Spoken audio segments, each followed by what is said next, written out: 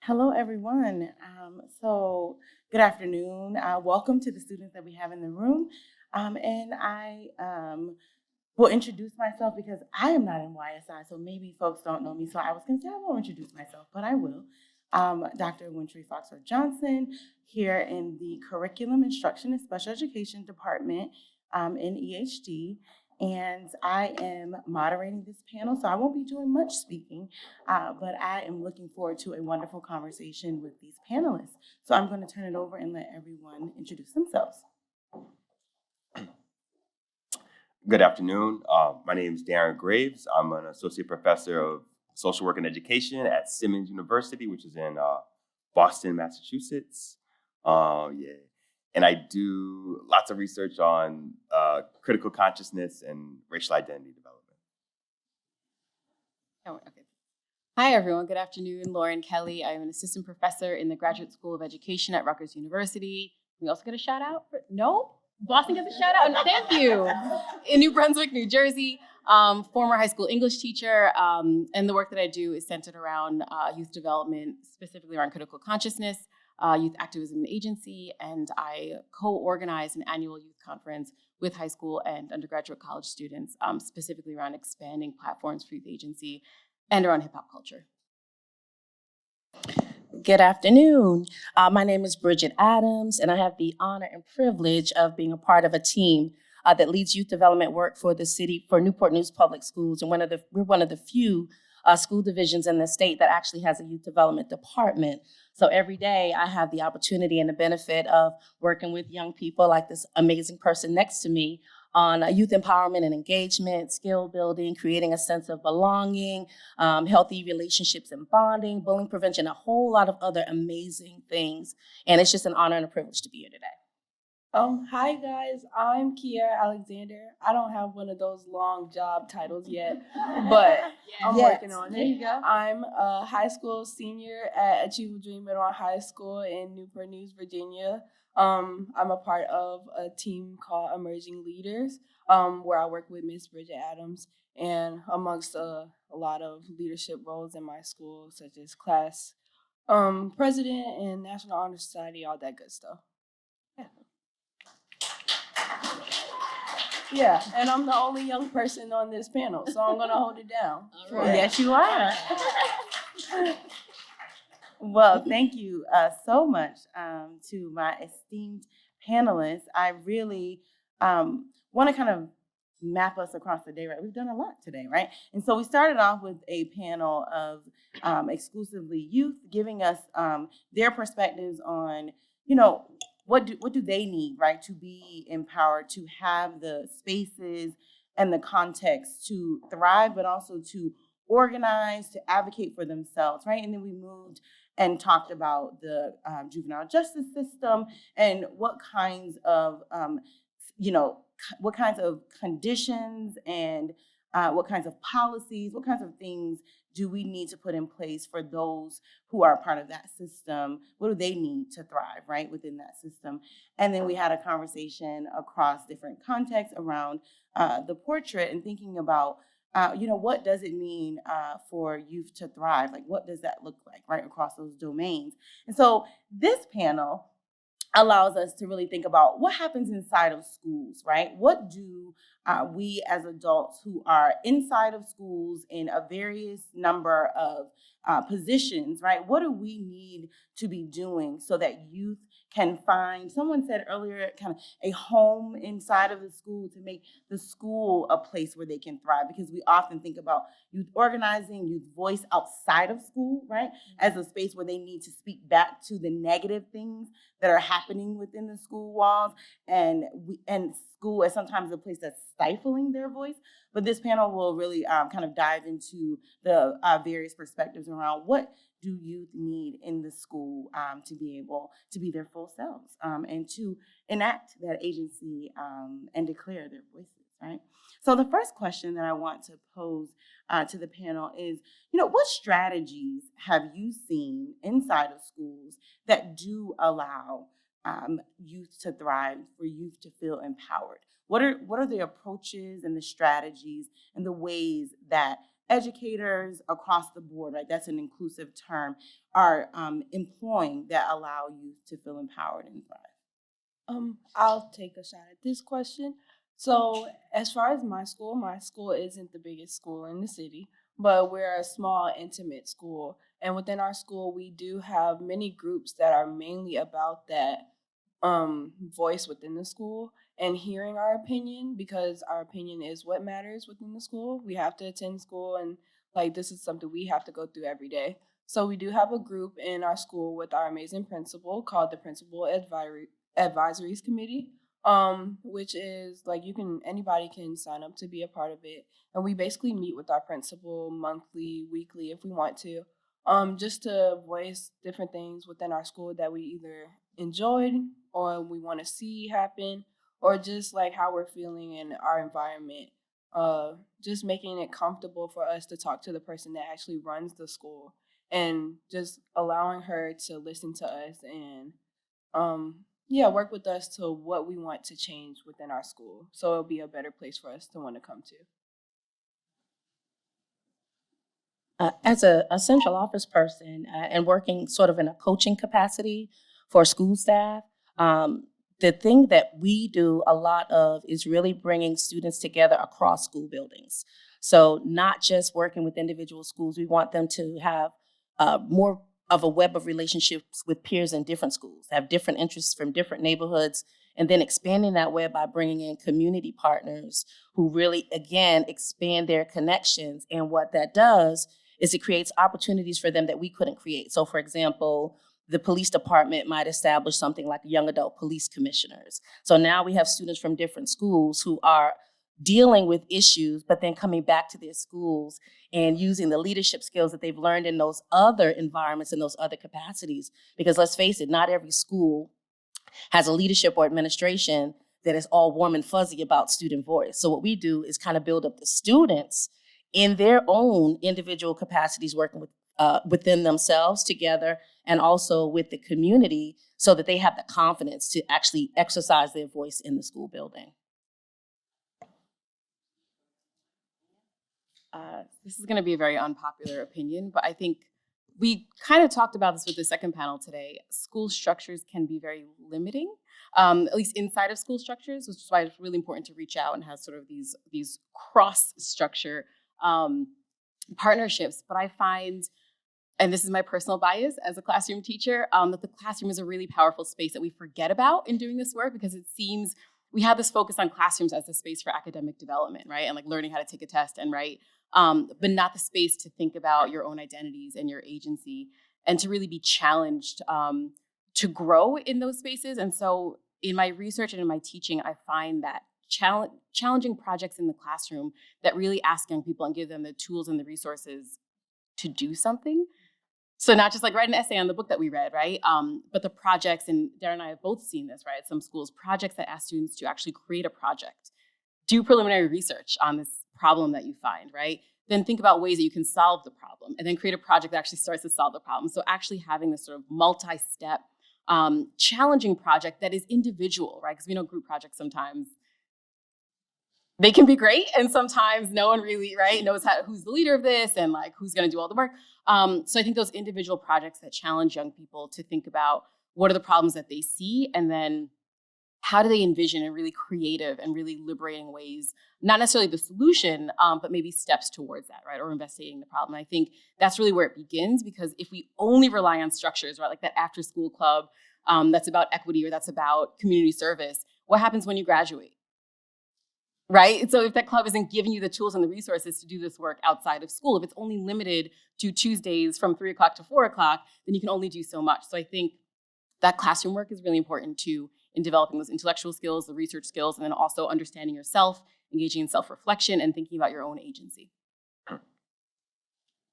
Thanks, Lauren. Just building on what you were saying, I've had a chance to do a lot of research on schools that were actually attempting to help students build a sense of critical consciousness, a sense of agency about what to do about the situations that young folks, many of which they were talking about today. And what we found is building on what all you're saying, is that when young folks get the practice developing the skills And some of the dispositions around engaging in action that helps young folks develop a sense of agency. And it's a tough thing to do though, because and that's what we were sort of talking about this morning, the scaffolding process. How much do adults, inject themselves or remove themselves from that process of giving young folks the opportunity to engage in this kind of practice, right?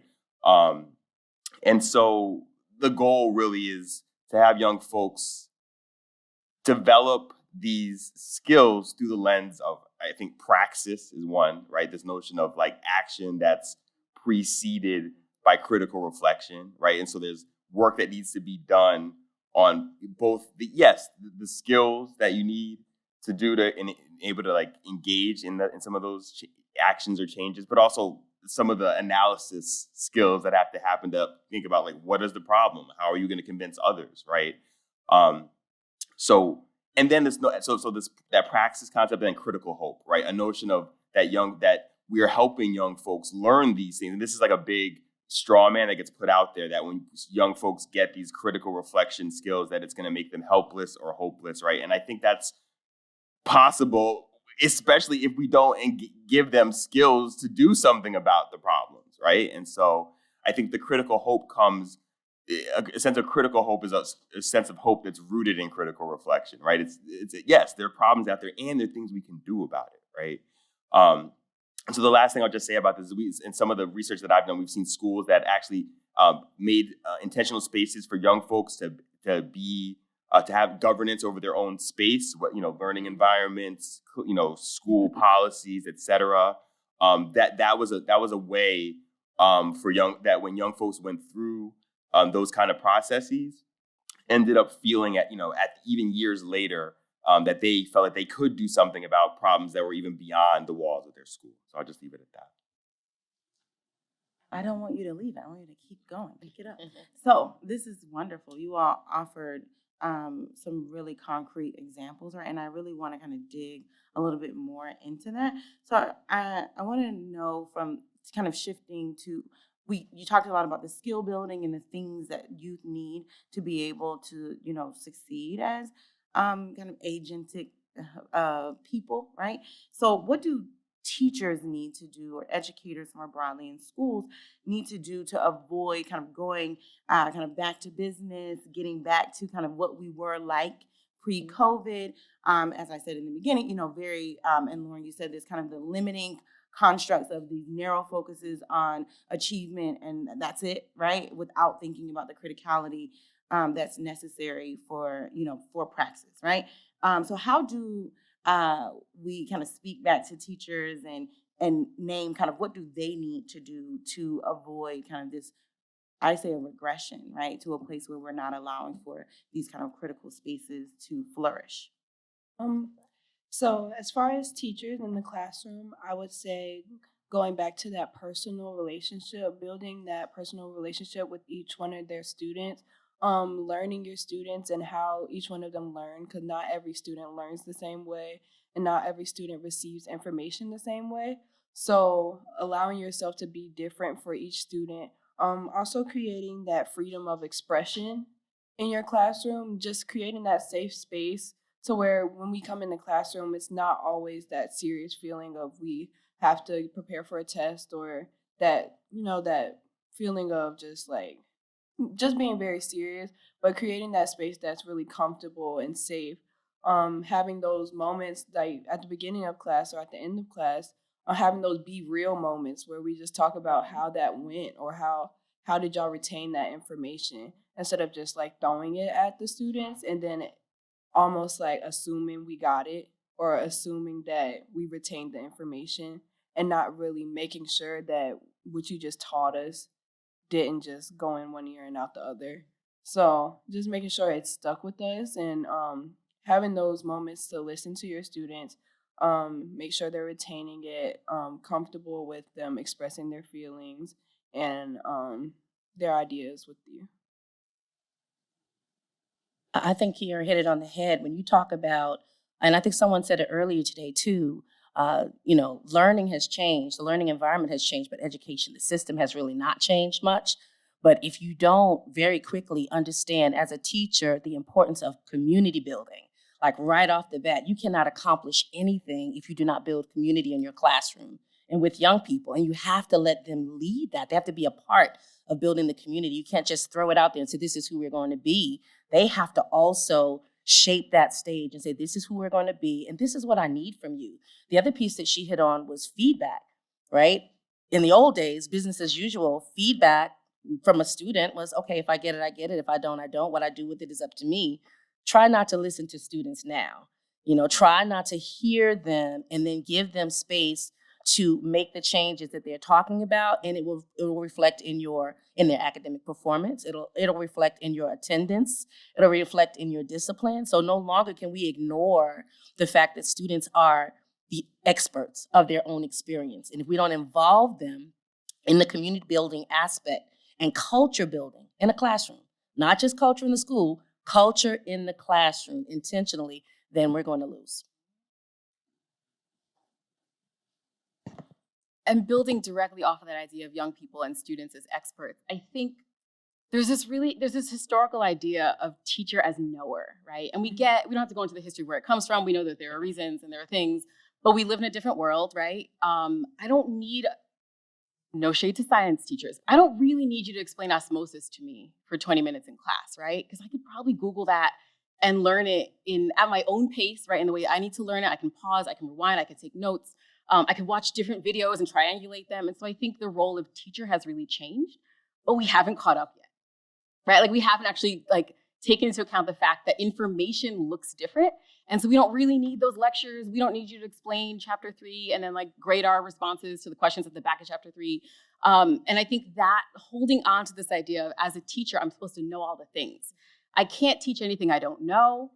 I can't do anything in the classroom that isn't in my area of expertise. I think all those notions we hold on to are super limiting for students and for teachers, and we need to let go of that, right? And embrace our role as facilitators, because again, the information is there, the knowledge is there.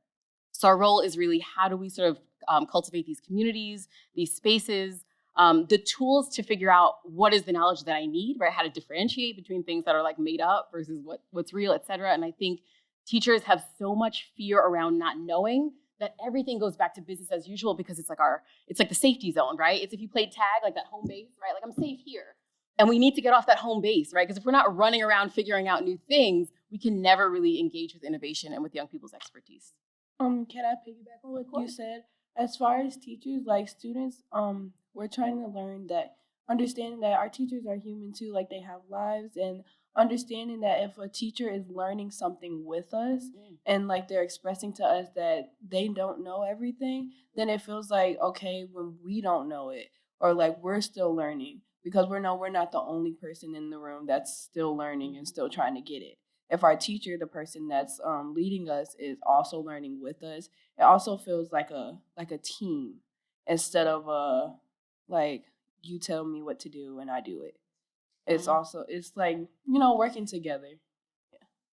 All right, wow, this is facts. I mean, so much here, right? And so definitely, I think, to me, what I hear in the question is a kind of authority that adults should be trying to cultivate with young folks to do this work. And I'll get to that in a second, but it takes 3 parts. And y'all have named one of them definitely, which is that reciprocal learning orientation, right? I am not the holder of information. My young folks have expertise that I need to learn from so that I can teach them, so that they can teach, right? And so you need to have that orientation, 1. I think 2, doing this work, for our students to do this work, they need to make themselves vulnerable. I think we as adults, in ways that make sense, right, need to make ourselves vulnerable, model that vulnerability, be in solidarity with the vulnerability we're asking our young folks to do, to exhibit, for this work to happen, for it to be fair, for it to be a fair kind of exchange here, right? And then the third piece is political clarity. And let me just, before people get all worried, I don't mean partisan. I don't mean partisan politics. I mean schooling has political purposes. We make people go to school, right? For reasons, right, that have to do with things that are bigger than red, blue, right? And so, but I think the educators need to have political clarity, right? Why am I doing any of this? right? Why, right? To what end, right? That, that you need to hold, that the educators need to hold on to for themselves, right? And that needs to be made clear, to young folks about why we're doing this, right? And so when you have, and young folks, why are we doing this? And usually because we're supposed to be on page 23 on October 3rd, right? No, but whatever, right? No, but like why, right? And so I think the combination of that vulnerability, that reciprocal learning orientation, and that political clarity leads to what some people call positional authority, which is to be, distinguished from positional authority. Did I just say positional authority? Personal authority, which is to be distinguished from positional authority. Positional authority is do what I say because I'm the teacher, do what I say because I'm the adult, right? Personal authority is built on a deep relationship. We're talking about relationships, right? I will do what I say, or let's get on this journey because I'm invested in like what you're invested in, right? Or your community, okay? And I think Frederick talked about this notion of authority. Teachers need to have a sense of authority that's on the side of freedom, right? So authority that's really about liberating the folks that you're trying to teach and work with, not an authority structure that puts them into a hierarchical box that then does all the limiting kinds of things that we were worried about and we've been asking questions about all day. Thank you. I mean, they just keep getting better, huh? So I have a follow-up question that is kind of extending this, but adding a little more complexity when we're thinking about kind of what youth and adolescents need in schools, right? And so the concept of safe space is contested, right? So we won't go into really defining it, but for today's sake, we will use the language of safe space, right? So what do educators, counselors, administrators, adults in a school building need to do, right, to make young people feel safe, especially when you are working with marginalized youth who are taking risk to be brave and to speak up and to name injustice, right? What kind of conditions do we need to have? What kinds of adults do we need to have in the building? What kinds of positions do they need to be able to take in order for youth from marginalized backgrounds in particular to be able to take up the issues that are in their community or the problems that they see within the school, right? So what are your thoughts around that? I would say for administrators to embrace the time that we are in as teenagers, knowing that we come with social media, we come with the fashion and the speaking out and all that good stuff. Like instead of shying us away from using it and creating it for as a distraction, using it to get closer to us, using it like if my principal walks in with a pair of Jordans, I'm gonna be like, oh, she's cool. Like I'm gonna talk to her. Like just using our time that we're in now, our culture and what we stand for, and using it to grow and learn us as students instead of shying us away from the things that we're gonna come with. We just come with social media, we come with all those things, and instead of just shying us away from it, just use it and we'll get closer to administrators and creating that safe space. I think the principal is the youth development leader of the building. And it's from the top down. And I think that principal has to set a mindset, this is who we're going to be. We're going to make sure that every student feels seen, heard, loved, valued, affirmed every single day. Then they can constantly ask the question, who's being left out, right? And then it's not for us to define what safety is. I don't know what safety is for her. I have to ask her, what does it mean for you to be safe? So for me, as an administrator, to design what safe looks like is unfair. So that's an excellent place to involve and to elevate student voice and say, what feels safe for you? What doesn't feel safe for you? In the classroom setting, in the hallway, in the cafeteria, in the main office, on the school bus. So I think we have to get to what safety means as a definition, but as the youth development leader of the building, that principal has to set that mindset for teachers, and all of the staff, this is who we're going to be as a school. And what does that mean? How are we going to keep every student safe so that no one's left out?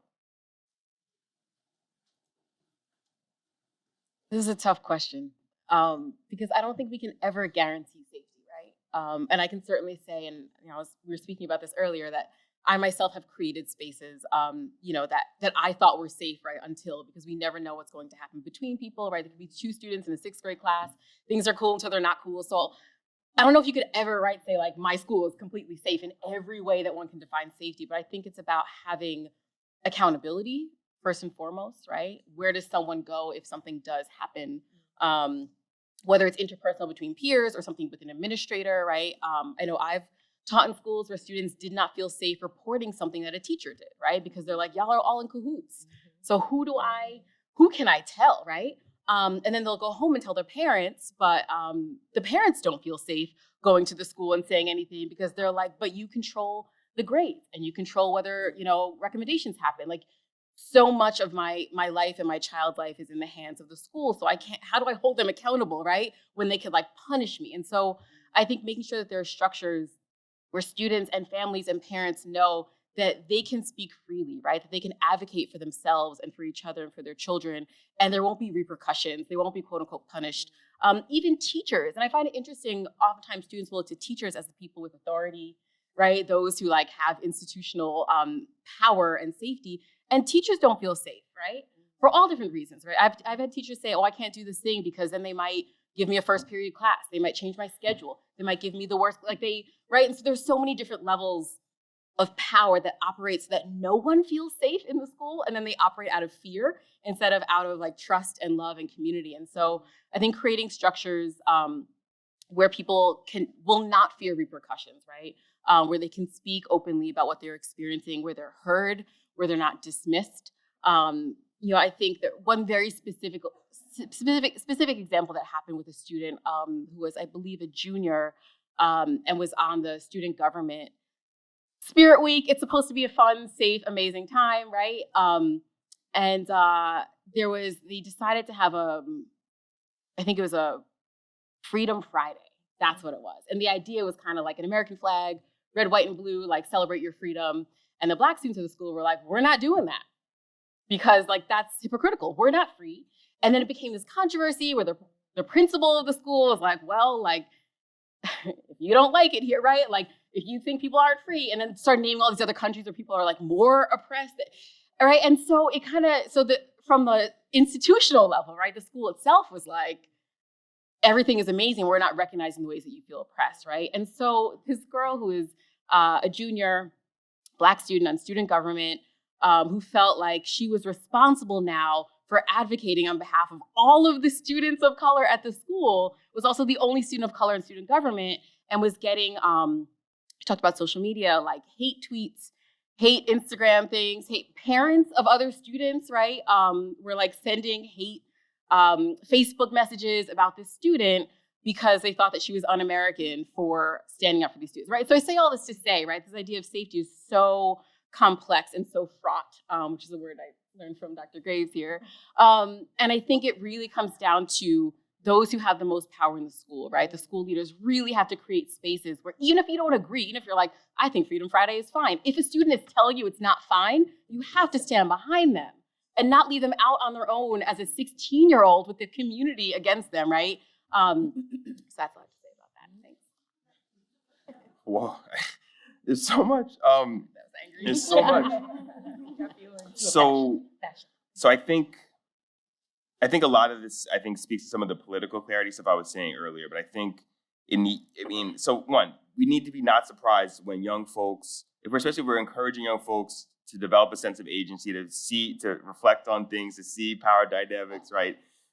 We need not be surprised or be caught off guard when they see that happening in the school context, right? And so that's one. So we need to just be prepared. We need to have a disposition to just be ready for that and not to take it personally, and to take it more as like systems are powerful, and to be ready and to be open and willing to hear, and take on the social analysis that the students are having about the school environment, I think is a crucial piece to this.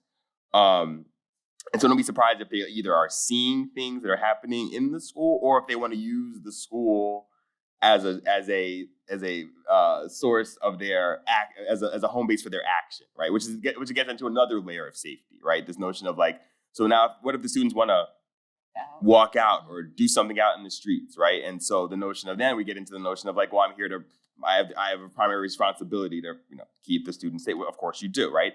And I've seen that go horribly wrong. I've seen it where students have, saw racism in their school, decided to do a walkout, and then the school like literally locked them out, like marked them absent, didn't let them come in for bathroom, didn't let them come in for food, didn't let them get the bus ride home. It was just like a whole mess, right? Right. And they were doing it because they were following a policy that says, hey, if you leave on, the whole like, if we can't account for your safety, if at this whole, it's just something like, and I've seen other schools do it really differently, right? Where students wanted to walk out, they wanted to protest, whatever it was. And they did an amazing, the leader of the school did this amazing job of coordinating with like the local police and community members and so that the students could, this leader in particular was balancing the learning, the great learning that can come from the students it wasn't just like do whatever you want, right? I'm not saying that. I'm saying there's help there, right? But the learning outcomes that can come from the young folks trying to engage in some kind of organizing, right?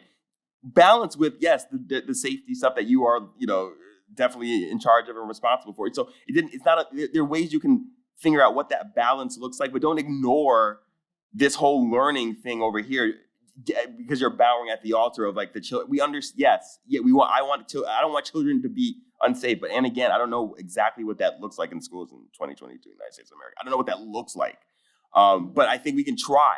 We can try, right? But there's some goals, right? Learning goals in the opportunities for them to engage in some of that action. You also just need to become a student of young people. That's another way, right, of your young folks in order to make it safe for them. Like you have, I have 3 teenage daughters, and I've learned tremendous amount from them. It was, there's so much media that they are into, social or otherwise, that my initial reaction is just like, what? Like, seriously? And I've changed my orientation to like, so what's going on here? Questions, like trying to understand what are they connecting to in this thing? I've learned a ton, and it's put me as a father of, adolescents who like almost by nature, like, resist against positional authority, right? It's put me in a way better position with my own daughters to be a student rather than like a gatekeeper, right? And I'm still, as a parent, you have gatekeeping stuff too, but I'm trying to be a student, if that makes sense. Yeah.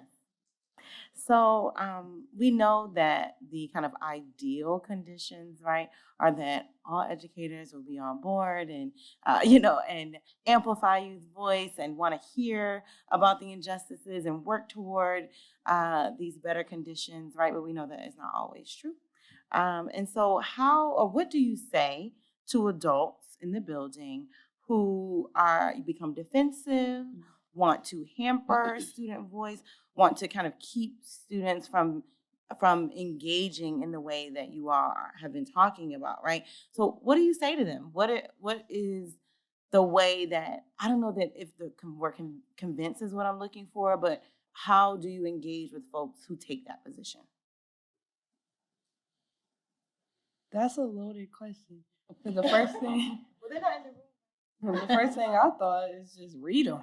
But, can't do that. You have to think long and hard about it. So first you have to take the respectful route. And that is just changing their perspective of it.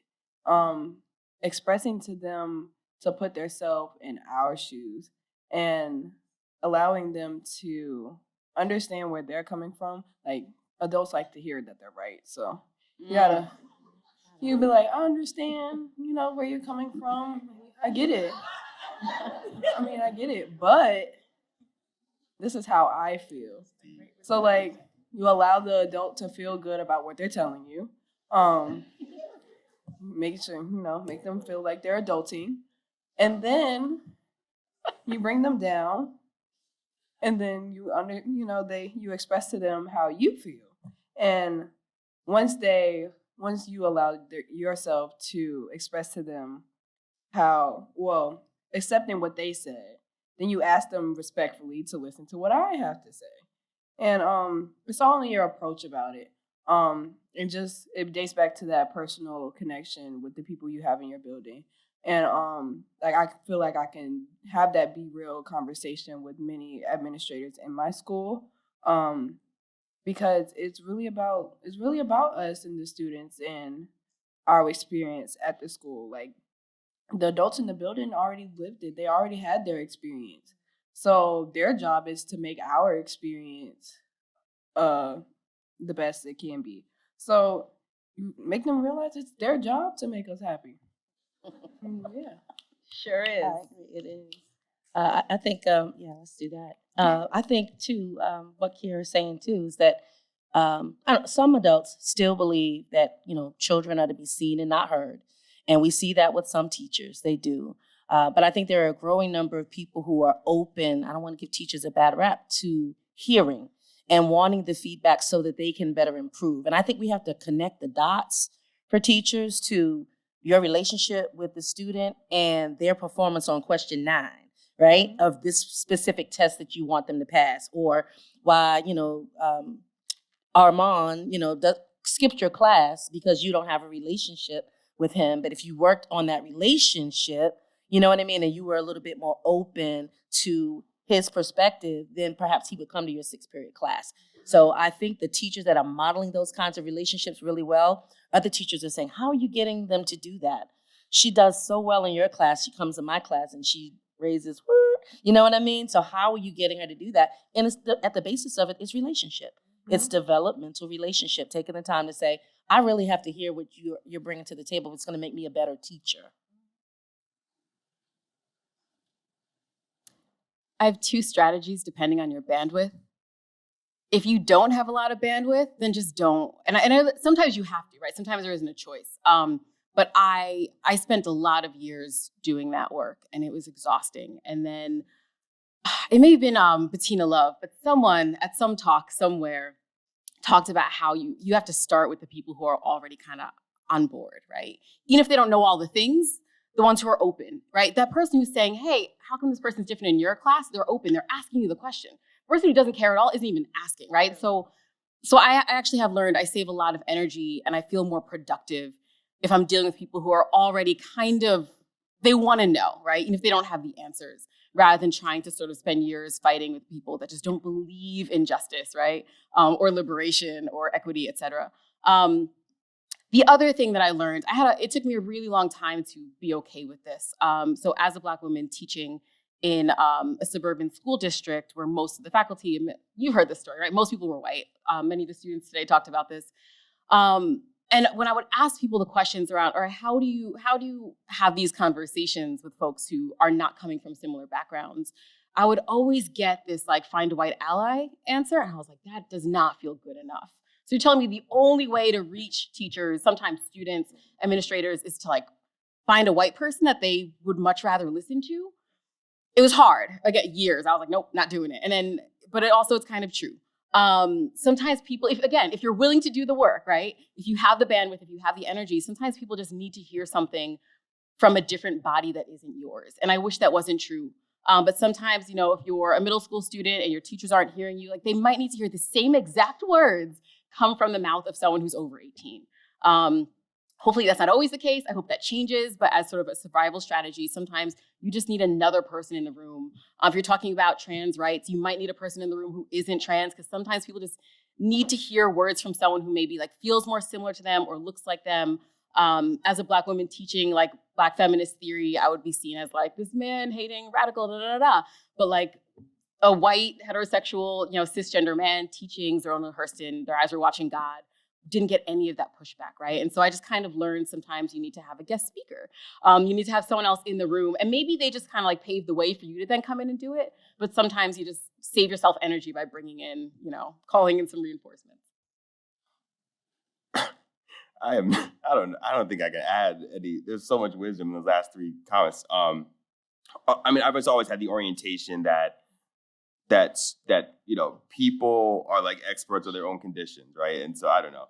So, to me, like I've always been dismayed at adults waxing poetic and talking to themselves about what to do about schools and how to fix them, and it just it just feels weird. It's just it's just an adultism thing. Like that's what we're talking a lot about.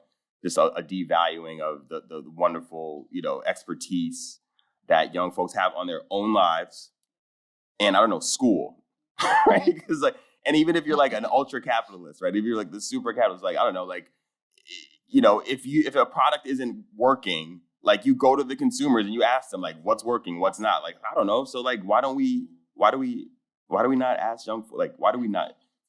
Yeah, I guess. I mean, some people think it is working, I guess, but I guess I've always had the orientation as a researcher, as an educator, that students are the experts, right? And on what's going on, and so on their own, especially on their own learning. And so some teachers have it, some educators have that orientation, some don't. And that's all I got. Can I piggyback off that a little bit too? When you use that word, customers, like students are customers. They really are. And if it were a business and we asked them, how satisfied are you with the product of education?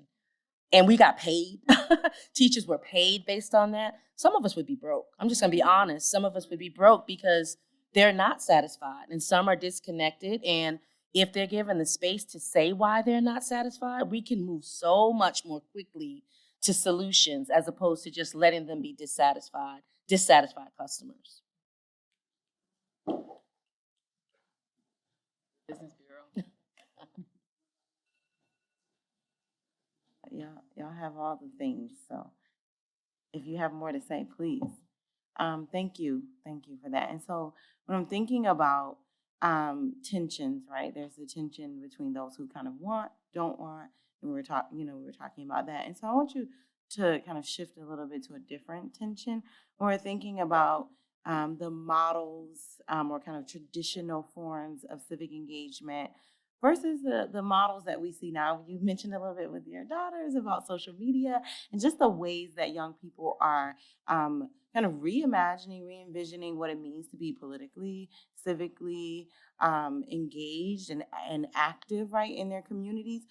How do we kind of negotiate those tensions that still in schools are seen as maybe coming from the literacy perspective, like not really the literacy practices that we want to see in schools that are really like, oh, well, we have tablet time, we have, computer time, we have moments where we can engage digitally, but like that's bound in this moment. But young people are increasingly, right, doing this kind of digital forms of activism and other ways of thinking about how to be engaged. And so what are your thoughts around those tensions and what that means in classrooms and schools? I think that just goes back to what I said about just not shying us away from the things we come with. We're going to come with the social media aspect of it, so why not use it? It's just all in how you incorporate it into what you're trying to teach us. It's a big thing, like a big trend. We can create our own trends. Like, not only do we follow trends, but these are created by people.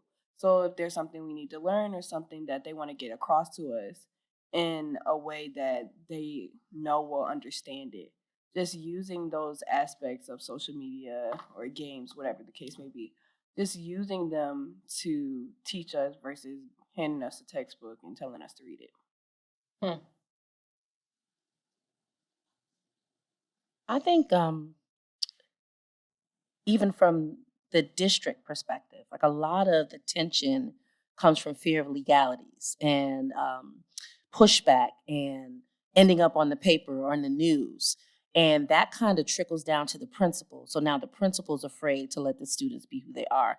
And I think that has to be another top-down approach. It has to come from the district to create spaces where kids, like we have that. We have a lot of district level opportunities for students to convene, like she talked about emerging leaders, and there's so many other groups where they can say this matters to us, and because they have a relationship with the superintendent or the chief of staff, they can talk about those things before they make decisions. We're going to do this. They may say we're going to do it, but at least they're giving them the heads up, that we're going to do this. I think that you have to have this culture, again, this culture that says it's okay for you to be who you are, to express who you are in the way that you want to express without fear of threat or repercussion.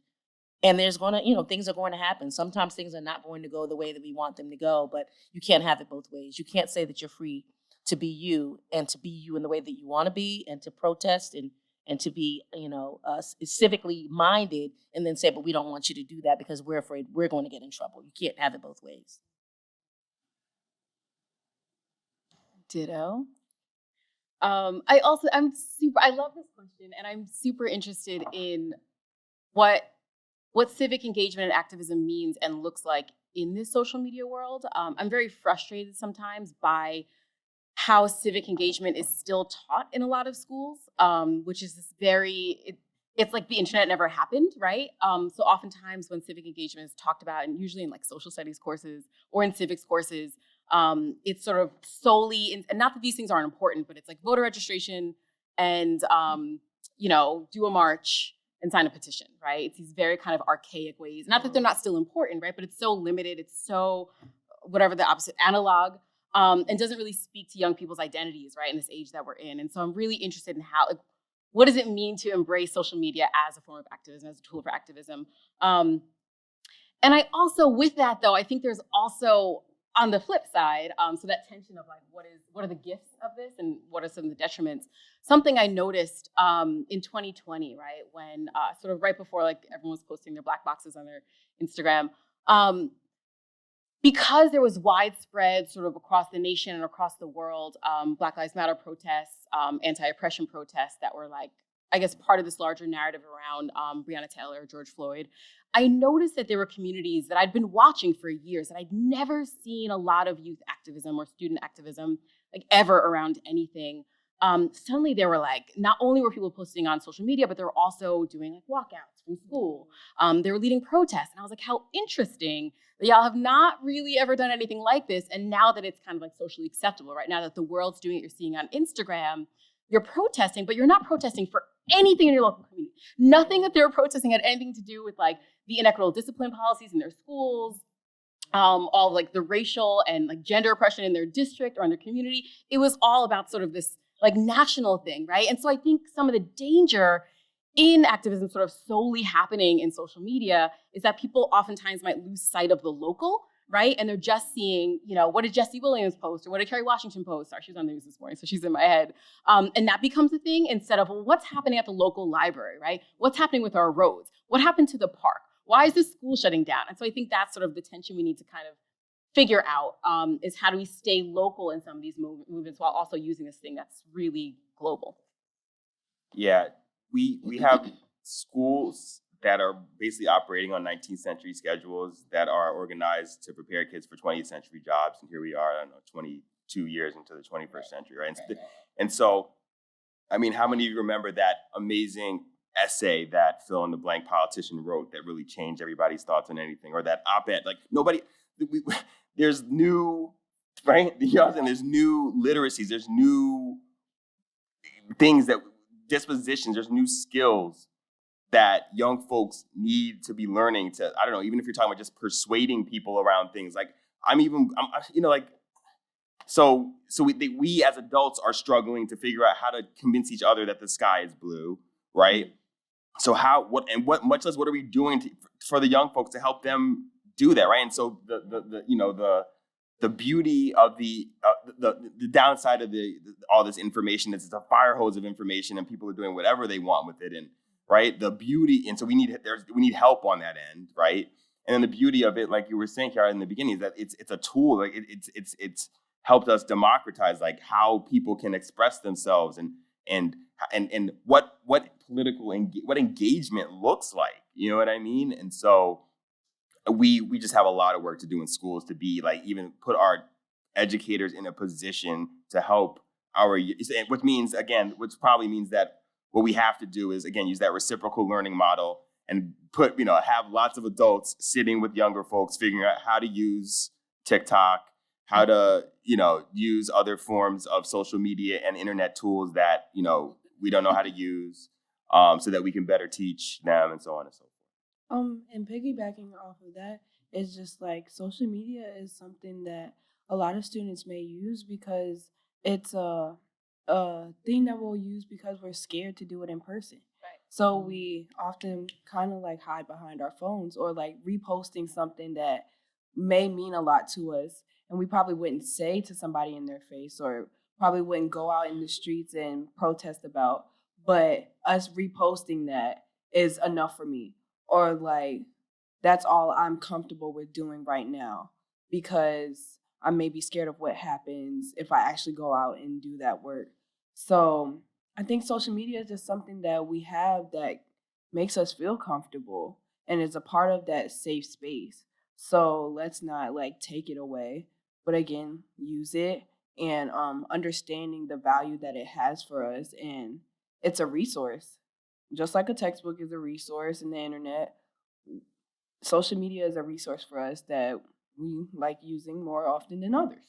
And also letting young folks know, like, hey, when you do that face app filter, like that's you sending biometric data to, WhatsApp or Facebook or whoever, right? So it's both ends of it too. So we have to let folks, because that's the other end of it too. We also have to let folks know that what is this app for, who made it, right? Like, what are they using? What are they really using this information for? And so that doesn't mean necessarily boycotting the whole thing, but to be a critical, user of the technology. Wonderful. So this is going to be my last question for you all because then we want to open the floor for other questions. So there's so much that schools have to contend with. As Nancy was saying earlier, there was just another school shooting, and there are a lot of issues, right, that are coming from outside within, that students are grappling with, and teachers within the school, right? There are things going on inside of the school that everyone is working toward, kind of hopefully, right, a better, more equitable space for students to thrive, right? And so in all of this, and kind of in the activism, in the kind of justice orientations that we hope that all educators, students will take, right, in elevating and amplifying student voice, we can get tired, right? We can get weary, right? How can educators help young people and help themselves really to sustain hope, right? You mentioned critical hope a little earlier. How can they work to sustain hope in schools, right? What does that look like? What does that mean for students and educators to kind of continue on this work and have a stance of hope? Sure you don't want that? I was so happy earlier today when someone said the word joy, because that's really that's the antidote for hopelessness. And I think a lot of times when we're dealing with children, it's uncertainty for all of us right now. We're all living in uncertain times. So kids are worried about school safety, neighborhood safety, mental health, so many things. And so are we. So why don't we spend our time trying to replace that hopelessness with joy? And I love today where the students were saying what was joyful for them. So I don't have to figure out, tell me what makes you happy. Tell me what joy is for you. And then let's do that. Let's do that. And not just you, but everyone. I think if we spend a lot of time and energy and investment in building joy, we know relationships help with joy. What else? What is it that you need? And when your needs are met and you get what you're going to feel better. Nobody asked me this question, but food makes me happy. That brings me joy. Me I wasn't too. on panel one, but yeah, I like food. I think just helping people understand that self-care can be a radical act, right? The notion that taking care of yourself is part of the work of trying to make change. Sometimes we get into this grinding, kind of mentality of like always working is, because there's always work to do, but we got to take care of ourselves. But the thing I really wanted to say is I think the world of children's literature and young adult novels and young adult literature is so on fire and vibrant right now to help just give. There's so much work there that I think is the work that we all really need, which is trying to imagine the thing we're trying to build in the place of the thing we're trying to tear down. And not enough of that I think happening in the academy, but a lot of that I think happening in children's lit and YA. So I think trying to engage with some of that world, I think is part of that, at least for me. It's funny you say that, Darren, 'cause the first thing when you asked that question, I was like, Lovecraft Country. Just I love taking in art. Atlanta, like art that I think wrestles with all these tensions that we've talked about, but that are also beautiful and joyful and hopeful. And you're not creating art if you're hopeless. Like why would you spend that time if you thought that like we were all doomed, right? And so I think engaging in art is so important, and specifically in school. And I think to your point earlier, Darren, around like when we're only teaching about, the sad things and the injustices and the inequity, if that's the only time or the only way you learn about social justice is through the lens of like the bad stuff that happened, we also inside schools, inside classrooms need to create space for cultivating joy, for listening to Beyonce's album together, right? For watching maybe Lovecraft Country or other shows together, or I don't know, Bluey. But things that where we can celebrate, right, ourselves and each other and build community around art. And I don't think we do that enough. And someone earlier on the panel, in panel 1, was talking about just coming home being like, it was a day, like, just like the other days, right? And I think that's what separates Tuesday from the other Tuesdays is like, this was the day that we all co-listened to this album that just dropped, right?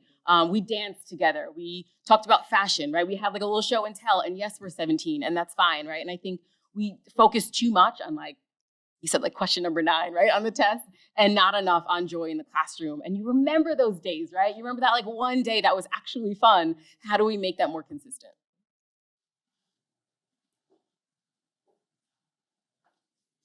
Oh, I want to open the floor. Thank you so much. We're not done yet. We have questions. We'll have someone come around with the mic. I see lots of hands. Mom, you said you weren't going to ask any questions. I just playing. Oh, man. Good eye. Hello. Hey, Mom. Good afternoon. My question is, yes, it is for Ms. Alexander. What do you feel is lacking in schools right now in regards to student voice? What do you think is needed more as you're heading to next year, as you head on graduation and stuff? What do you feel you can instill into your classmates, into your school, the importance of youth voice in your current setting, if that's the best way to put it? And by the way, you did a great job. I would say that mentoring from fellow classmates. I started working with an administrator in my class. In my school, and just starting this big sister, little sister thing. I don't have any sisters, so I didn't even think I could be a big sister to someone. Well, I have a little brother, but like a big sister to another girl. Or like, what can I teach somebody else that I didn't know I could do? So starting that connection that will last for years, creating those bonds and those organizations within the schools that are student-led, those relationships that younger kids can go to and learn more about themselves that they didn't know. And then when they get to your point, just doing the same thing for somebody else. Because I just remember watching all my other friends that were older than me graduate and go off to college and give me advice. And now I'm a senior. Crazy. But I'm a senior now, and I'm giving a 9th grader advice. And I didn't think I could do that. So I just, I would say having those organizations where students can teach their experience, because nobody else can teach that high school experience better than a high schooler. So somebody that's went through it. So yeah, that's what I would say. Yeah. Hi, everyone. My name is Channing Matthews. I am an assistant professor in the Department of Psychology here at UVA.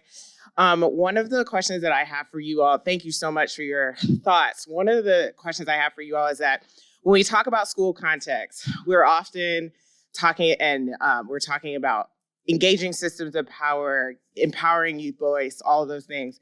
But when we dig down to the classroom level, there's often this assumption that this only happens in an English classroom, in a social studies classroom, or after school. So where are the opportunities for people to engage in science and math and computer science without teachers or administrators using the excuse, well, that's just the soft stuff, or that's the stuff that doesn't apply in this objective, quote, heavy quotes, classroom space? Those subjects that you named that got left out are the ones that should have the most hands-on activities. Science and math, I'm not a math person, so I might need someone to go up there and really like show me and break it down for me. Just having that physical interaction, that's the stuff that you remember, and that's the stuff that you're able to, that sticks with you, versus the things we're just told to listen to and stuff like that. So I would say having more interactive activities within the classroom, that's how you really have that that time that sticks in your head after you leave. I would just like to add to what she's saying too. Again, if it's the culture of the entire school, that from class to class to class, because even in the same content level, you can have a different experience in one teacher's class and another teacher's class. So it really has to be the culture of the school. Again, from the top down, this is who we're going to be. It's not just the soft stuff. It's not something you do when you have time to do it. This is who we are, and we're not effective if we don't all do it, and we don't all do it individually for each student. So I think it has to be culturally, and it has to be school-wide, and it has to be from the top down. I would elevate the work of Dr. Carrie Coca, who's at UNLV, who does a lot of amazing work and research on how to integrate social justice frameworks into math education in particular. So that's just one person I'll shout out. There's a growing body of research about this. And from the research that I've done, the way I think it can happen most easily for folks who are math and science and other is really to think about connecting the skills that they're learning to the social context that the students are in or are trying to understand. So in other words, is to not just make it like, how do we mechanically get to the answer, but then the questions about what does this mean about the whole analysis part of it, the whole what does this mean now. So I think there's some work out there that I can definitely show you that is really about sort of doing the work in parts. Some of it's about some of the more technical things that you have to teach that are a little bit more objective, right? But then it's about the application. So now that we know this, now that I know the Pythagorean theorem, so what? Or like, how does that apply to like things that you're seeing in your world, right? And then I think the other piece of this too also is there's a lot of work that we just have to, this is like beyond pedagogy. This is like simple work that we have to do to just help people, women, folks of color, queer folks understand that they are scientists, they are mathematicians, right? Because there's a lot of just like seminal like old research that shows that when we ask people to imagine the scientists, imagine the mathematician, it's always just, or draw the scientist or draw the, right? It's always like white men, right? And so we have work to do through some of our other disciplines, right? To help young folks see themselves as already either being a part of a legacy of folks who are scientists and mathematicians, or to the work of Chris Emden and others, like, you are scientists and mathematicians by some of the things you're already doing in popular culture and otherwise, right? And so I think there's just more connections we have to make to social contexts and analysis in those fields to make it to make that connection to those issues more authentic. And I can agree with that as far as like going to the curriculum, especially like with math. If we sit there and work through a problem, and then at the end we actually retain something that's going on within the time right now. Like we do a statistics problem and it's actually a statistic that's going on right now. And so we're like, not only do I know this new fact, I know how I got to it because now I learned how to do the math and now I know a fact that's of something that's going on right now. Or like for science, we do a chemistry project and we're learning stuff and then I find out that that's the same chemical workup or compound of my edge control. Like something like that relates to like for real. Like this is why my edge control lasts so long or something like that. Like now it's just like I understand how this works because it relates to me and is worth remembering versus doing a project or a problem about something that I'm not going to want to remember. Just this week, or I don't know what day is it? Today's Tuesday. Last week, right? A lot of us discovered that, is it L'Oreal, the hair straightening products that we now know has been linked to cancer? Who knew that before last week? Some scientists, right? And so I think it's exactly that, like that. If you find that out and you're someone who, someone in your family uses hair straightener, you use it, you're like, I am paying all the attention. I need to know this. Also, though, real quick, really aging myself, raise your hand if you've heard of the rapper Rah Digga. Okay, a bunch of us. Cool. Did y'all know that she's a scientist? Yes. Was offered a full ride to MIT. She went in a different direction, right? She's an artist. But once I learned that, which is a couple weeks ago, since we're name dropping, we had lunch. But anyway, I found out she was a scientist, and with that, and she talks about science class and how that was her subject. She loved doing the experiments, right? She loved going outside and like doing physics and figuring out like momentum, velocity, kinetic energy, whatever. But if you go back and look at her lyrics, it is all through her lyrics. It is there. She's talking about chemical compounds and finding boric acid in the cabinet. Y'all. And so I say that to say that I think it's about, as the teacher, digging into the curriculum and looking at those connections, right? And making sure that it's not this like archaic notion of what a scientist is. And once we have that lens, it changes everything.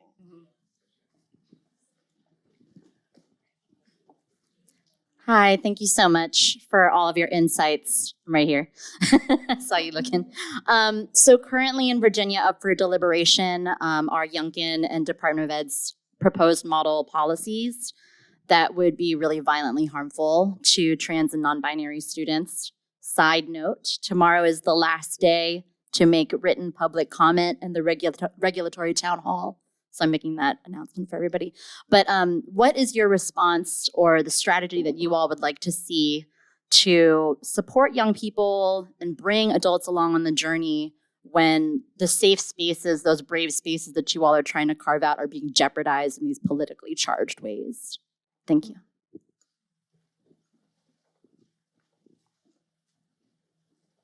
I know that our school division is always going to lean on the side of supporting young people, but they're also going to be safe in that regard. They're going to allow young people to have their say and to protest and do whatever they want to do, but they're going to follow the law, and that's just always the way it has been. They'll listen, they'll encourage, they'll advocate for young people. This is how you can address this issue.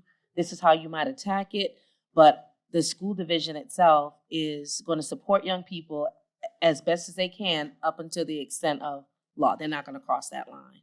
That's been my experience. I would just say school should be a safe space for everyone, and how you identify should be okay. You should be okay with the person you are at school.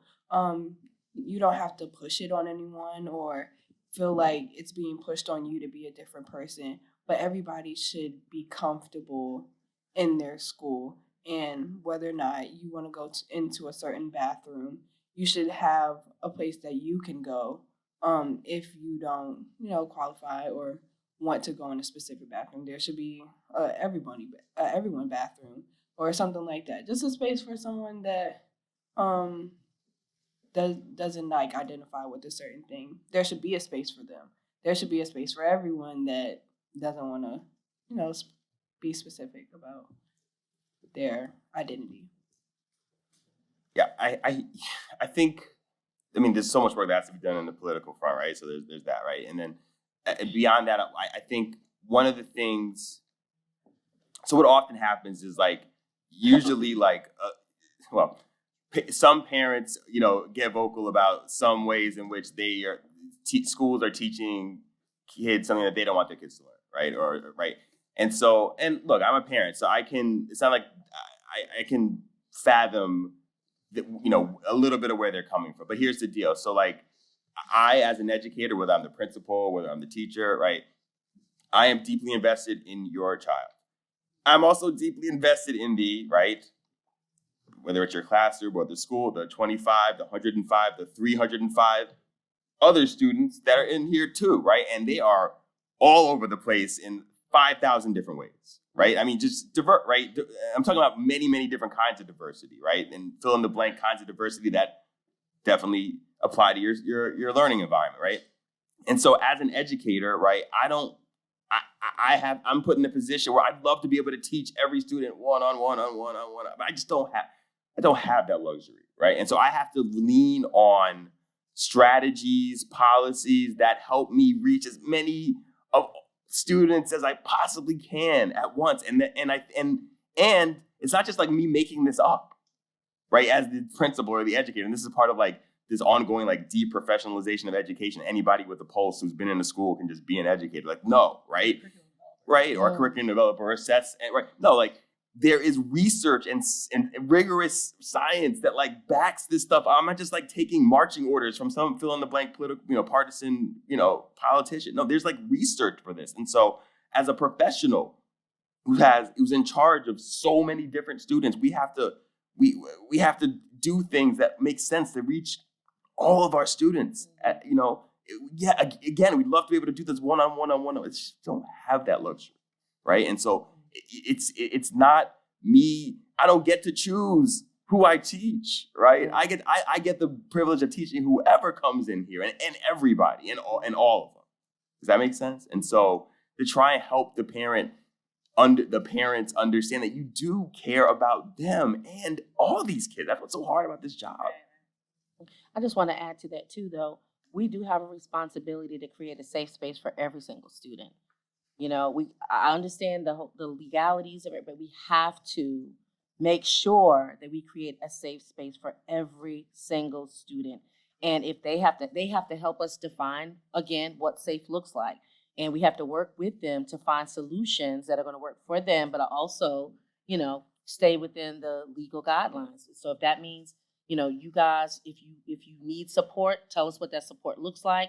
If you need to meet, tell us how we can help open up those doors for you, find space for you to meet. If you need support, if you need mental health support, if you need help organizing, whatever, we want to make sure that we're helping them to do that because they need to feel valued. I don't care who you are, what your belief system is, you need to feel valued and affirmed in school. So despite whatever the laws may be, we have a responsibility to make sure that every student feels safe, affirmed, loved, seen, and valued. And that's a word, okay? And so we have run out of time, but in a good way. This was absolutely fabulous. I want everyone to join me in thanking the panelists. And I encourage you, if you have other questions, to please see the panelists during the break. And we will see you all in 15 minutes.